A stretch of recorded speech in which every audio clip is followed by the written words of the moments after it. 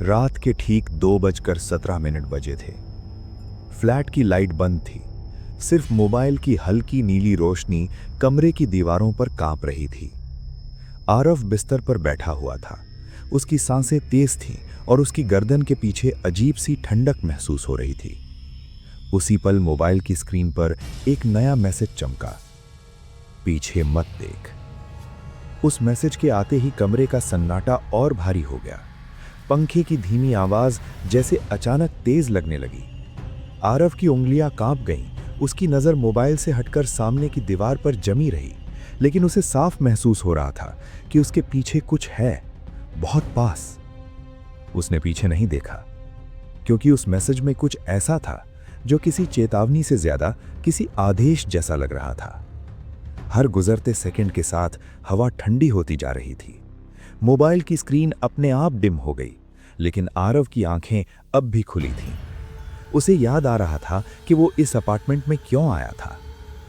3 महीने पहले आरव इस शहर में ट्रांसफर होकर आया था। पुराना, थोड़ा सा जर्जर अपार्टमेंट, 7वीं मंजिल, कोने का फ्लैट, सस्ता किराया, कम लोग और अजीब सी खामोशी। पहली रात से ही उसे यहां कुछ ठीक नहीं लगा था।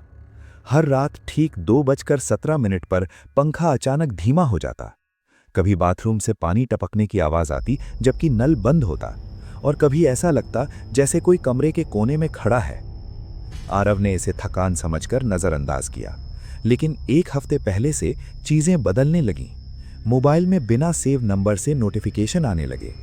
पहले मैसेज में सिर्फ लिखा था, तुम अकेले नहीं हो। आरव ने नेटवर्क इशू समझा, मैसेज डिलीट कर दिया। लेकिन अगले दिन उसी वक्त 2:17 पर दूसरा मैसेज आया, लाइट मत जलाना। उस रात आरव ने गलती कर दी। उसने लाइट जला दी।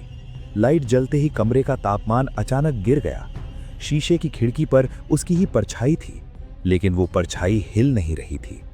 आरव की सांस रुक गई थी और तभी मोबाइल वाइब्रेट हुआ। उसके बाद से मैसेज रोज आने लगे। हर मैसेज छोटा, सीधा और डरावना। आज दरवाजा लॉक मत करना, आईने में मत देखना, सोना मत। आरव हर चेतावनी को मानता गया, क्योंकि जिस दिन उसने एक मैसेज को नजरअंदाज किया था, उसी दिन सुबह उसकी गर्दन पर नीले निशान थे, जैसे किसी ने उंगलियां गड़ा दी हों। आज की रात अलग थी।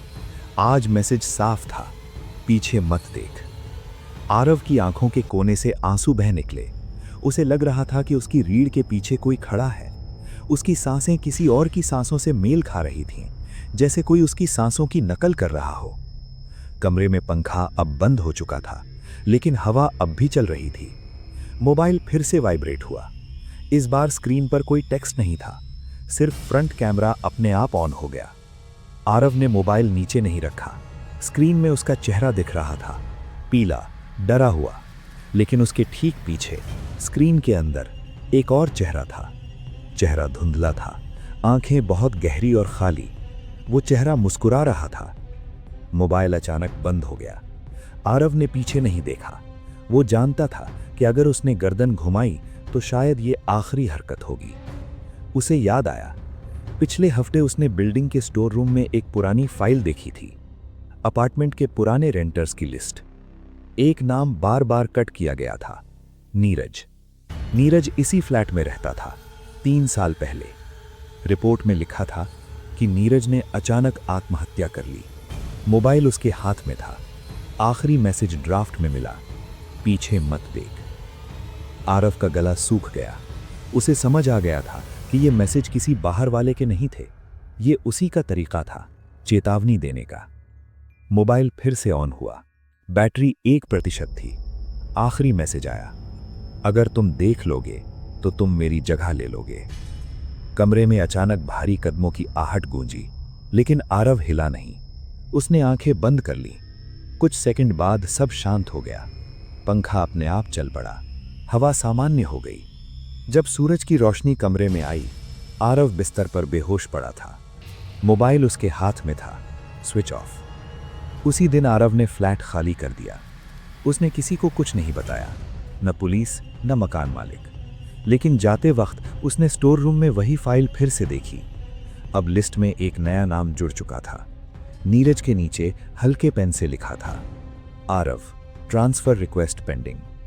और उसी पल आरव के नए फोन में एक अनजान नोटिफिकेशन आया, नए नंबर से।